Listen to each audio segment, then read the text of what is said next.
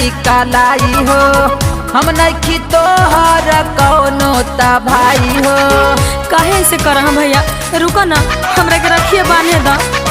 हमरा के बान्ह न राखी कलाई हो। हम नहीं तोहर कौनो ता भाई हो।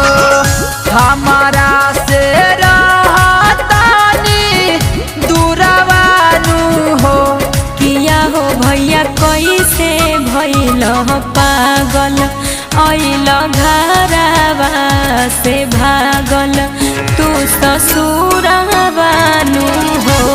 किया हो भैया कैसे भइल पागल, अइल घरवा से भागल तू ससुरवानू हो।